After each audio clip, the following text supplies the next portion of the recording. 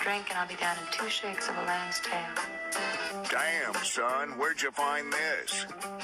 Whatever, we don't give a fuck. The deal is done. Now the cake been baked. They need to come on with a drum or whatever they gonna do. What's cracking, pimps? What is going on? And welcome to episode 33 of the Mac Daddy Seminar. As always, I am your host, Taylor Dunn, and obviously, we're back to doing the video podcast, baby. That's what it is. I mean, it ain't like we got anything else to do. And obviously, you're probably noticing that I look like a fucking telemarketer right now.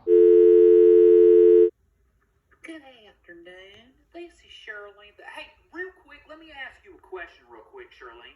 Yeah, what's that? How are you working in the middle of a damn quarantine? To be honest with you, the microphone that I was using before got messed up. That's why I haven't uploaded a video or a podcast in like 2 weeks, because I've been like going over options as to like what I can do.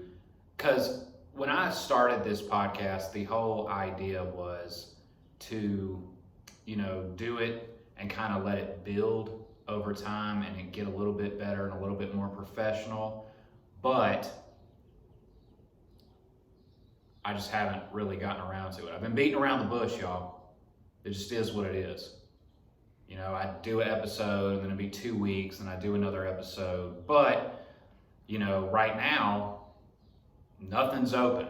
Everything is closed. Everything is under quarantine. So I'm having to resort to doing this as to get out some type of content.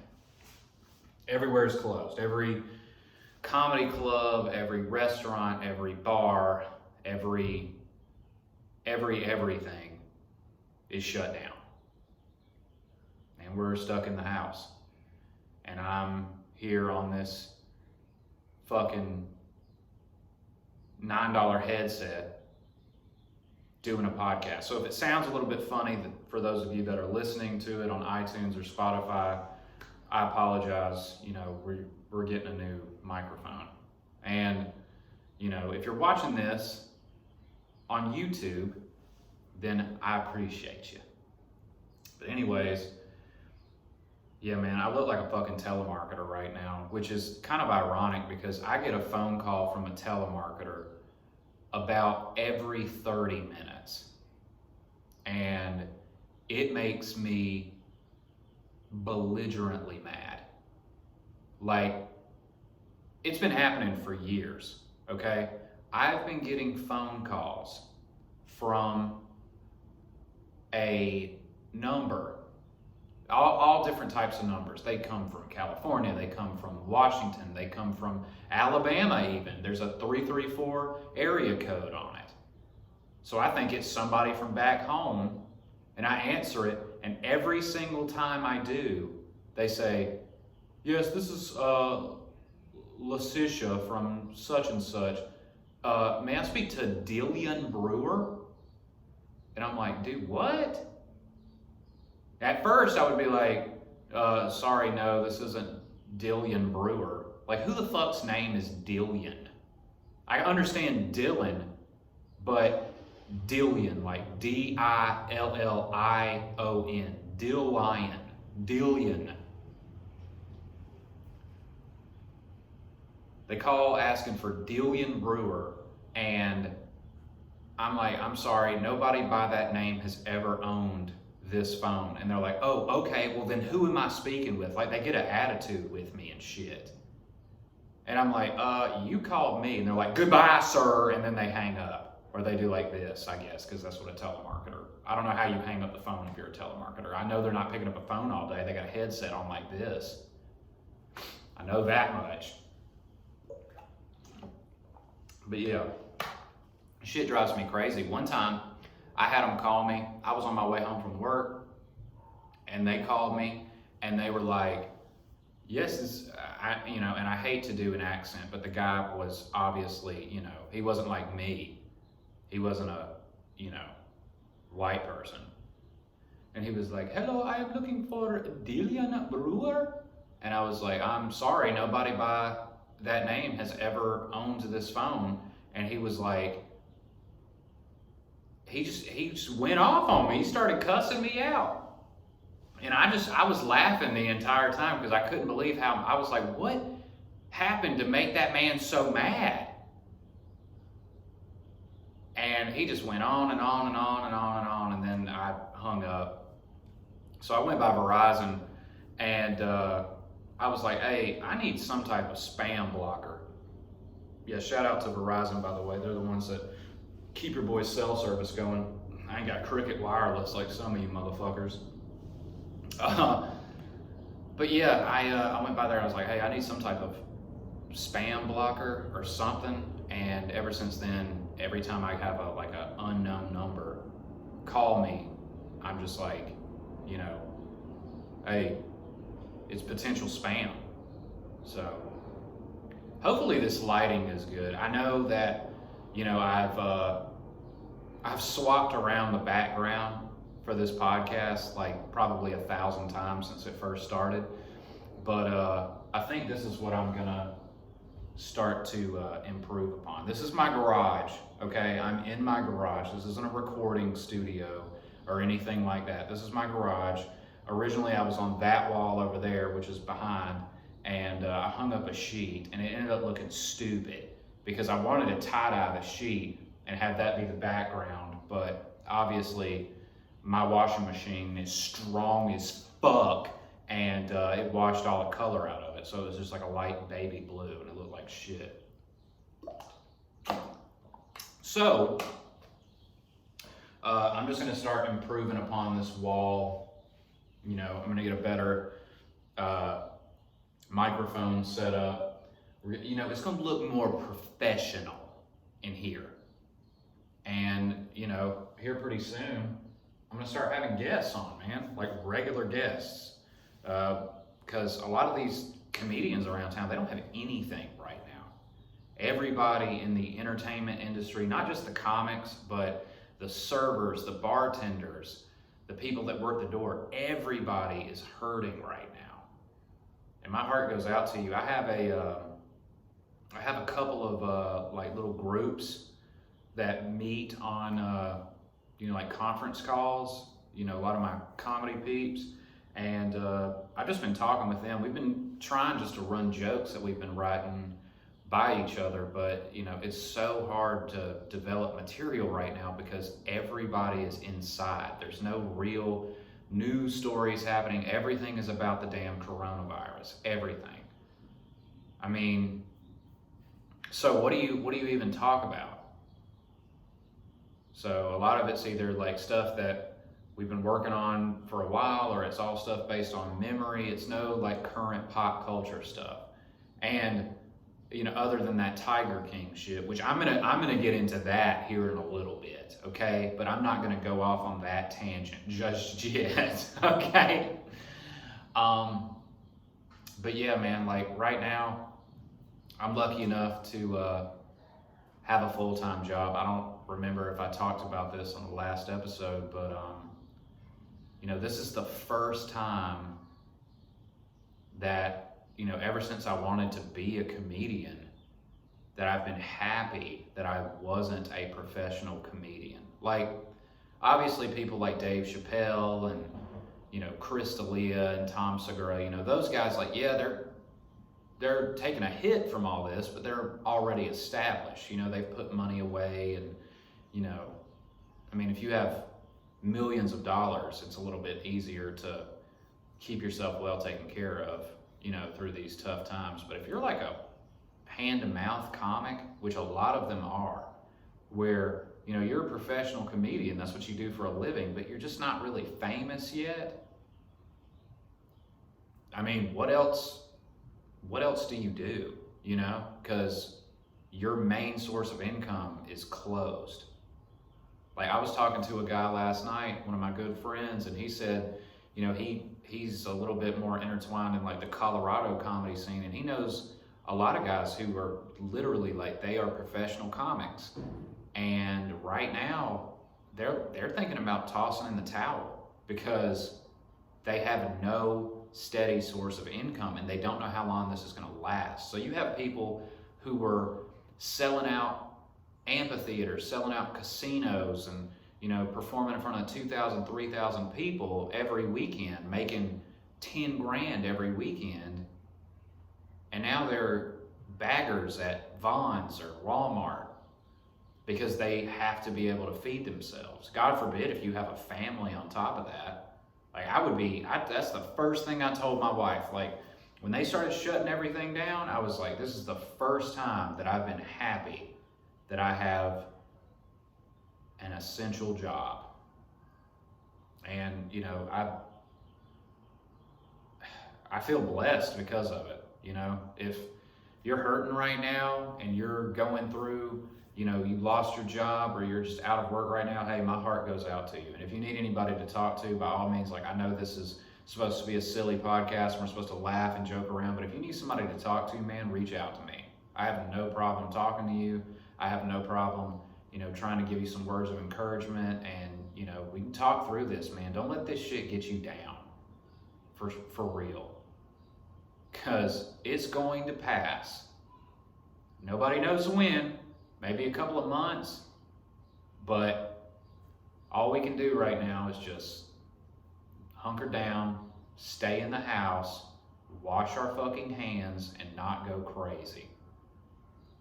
Me and my wife have sat and we have watched more Netflix together in the past 2 weeks than probably since we've gotten married, because we don't have anything else to do. We've started redecorating our house. We started, she's worked on our dining room table and the desk that we put in our living room. And, that's why I took the opportunity, like, hey, you know what? I think I'm going to get the podcast area in shape, And our house looks great right now. Everything looks really good, and, we're happy with the way everything turned out. So, you just got to keep yourself engaged in something. Like, for me, this whole quarantine thing I'm just trying to look at it from a positive light, okay? Because it's had me a little bit depressed. There's nothing to do. I can't go do stand-up, something that I love to do. I cannot go do right now. And, I'm not going to stand in front of this wall and tell jokes to no one, because, stand-up comedy is one of the only entertainment forms that you have to have a live audience to do. You can't just get up and tell it to a bunch of computer screens and people do the ha-ha emoji. Like, I need to be able to hear laughter to change the energy throughout the performance. And I can't just do that. Like, I rehearse like that, but if I can do it in front of a live audience, even if it's just a couple of people, it makes the whole experience work. But shit, what was I talking about? Anyway, fucking if you need somebody to talk to, man, reach out to me. Okay, seriously, we can talk about it. That's actually something that I wanted to bring up. Okay, everybody is stuck in the house right now. Everybody. Okay. You don't got a whole lot to do, and I say let's all get together on a big-ass conference call. I'll host the thing, and we can just have an episode of the Mac Daddy Seminar, and we can have a damn high school reunion if y'all want to. I'll have everybody that I went to high school with that wants to join in on here. We'll have everybody, you can tell stories, or, shit, y'all can get in an argument with each other for all I care. I don't want it to be anything negative. I want it to be fun, but, what else? This is the opportunity to do something like that, so why not? So yeah, if you're interested in something like that, let me know. Message me on Facebook, hit me up on Instagram, and we'll make it happen, man. I think I'm going to put something in a high school Facebook page and see if anybody be interested. And once it's recorded, I'll edit everything. I shoot all of this by myself. There's nobody sitting on the other side of the room. that's helping me with the editing or any of the programming for any of this. And also, I'm sorry that there's fucking Vietnam War going on outside of the house, but I live close to a military base, so them helicopters are still flying. Anyway, yeah, I don't have anybody here helping me record this podcast, okay? This is all me. Everything's been set up by me.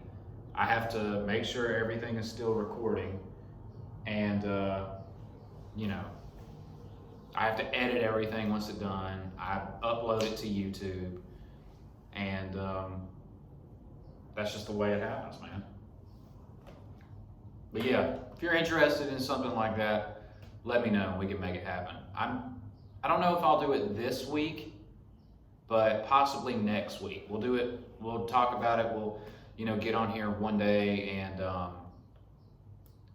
you know, we'll, I mean, even if I have to do it in different segments just to make it work with everybody, and, you know, I can mix it down and I'll do like a premiere so everybody can watch it if they want to. But yeah, man. So I guess let's just go ahead and bite the bullet. Me and my wife sat down and we watched this this Tiger King documentary that everybody's been talking about. And like most things, I thought at first that it was going to be stupid, overhyped, and there was going to be no point to watching it. And I regret to inform everyone that I was terribly wrong, because I really fucking enjoyed it a lot. Like, my daughter walks around the house talking about Carol Baskin right now. She hasn't called her that bitch, but she woke up yesterday morning and said, "Daddy, I wake up," because I'm usually already awake whenever she gets out of bed. And I was like, "Okay, you want to come watch TV?" She says, "I don't like Carol Baskin." And I just lost it, man. It was the funniest thing. I wish I had it on video so I could put it on here.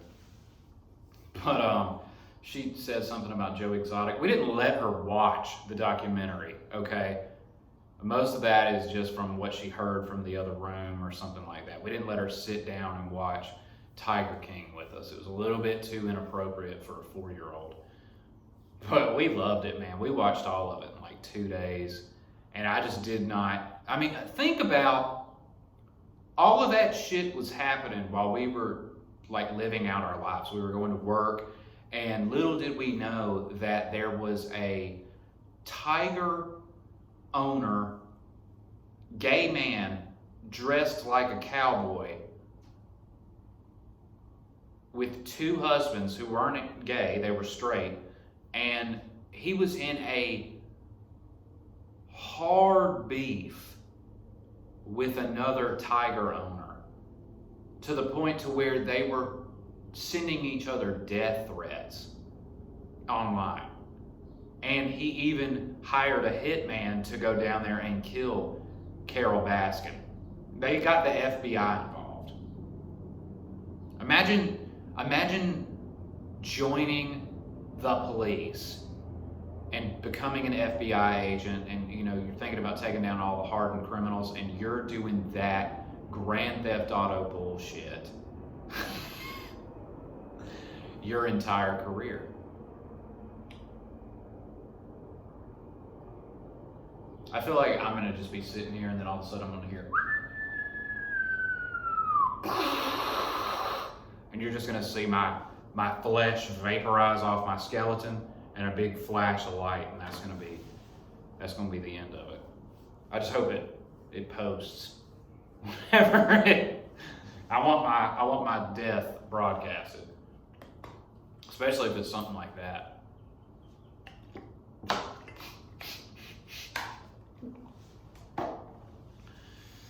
Yeah, that Tiger King, man, that shit was a trip. The funniest part of the whole thing, to me, which a lot of it was really, really funny. But the funniest part of the whole fucking documentary was when he was like, I used to do magic shows at malls. We were a traveling magic show, Tigers. And I decided to do magic, and I had a 12-year-old boy show me how to do it. And I just fucking lost it because of the way it was presented. That shit was so funny. Because it's just so wild. You know, like, he was like, oh, I can just have this 12-year-old kid show me how to do magic with dangerous animals. That's the most Alabama shit I've ever heard.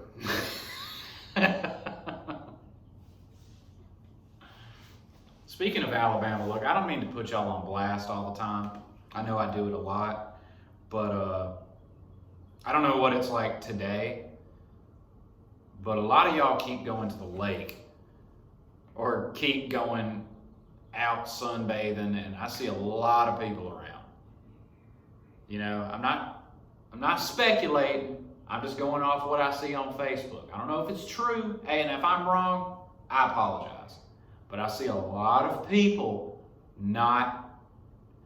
it's not that they're not social distancing, it's just that they're not trying to not catch the coronavirus. Okay? Like, is it really worth it? You see the same people all the time. Is it really worth it to go on the boat to the beach?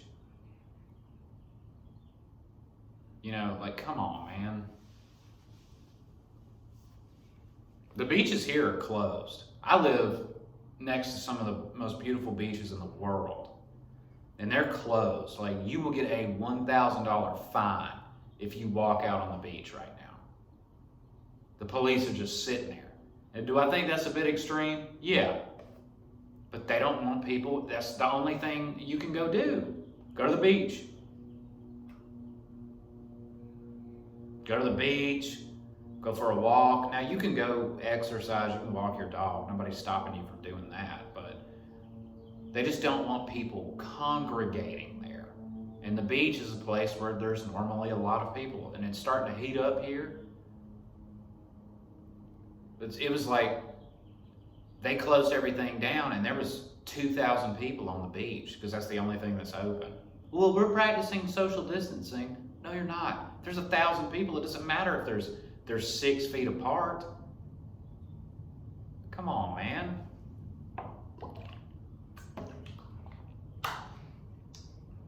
I just want y'all to get more involved, man. If you enjoy this podcast, you know, if you have a question or something, send me a video and I'll put you right here.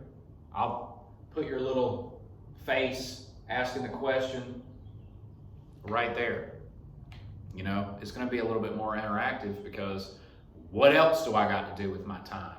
You know? Other than sit around and play Call of Duty with my friends, try and write jokes, watch Ozark, which I just started getting back into that shit. We just started that over because the 3rd season is out and I need to refresh everything. Started watching Narcos. That one's okay. I like it, but at the same time, it's like, if I could speak Spanish, I'm sure I would love it. But if I'm not looking right at the screen, I don't know what everybody's saying. Because sometimes, you know, I'll put my phone up and I'll have the show while I'm like working on something and, you know, I can't understand Spanish, so. But hey, man, I think that pretty much wraps this episode up. I ain't got nothing else to talk about, really.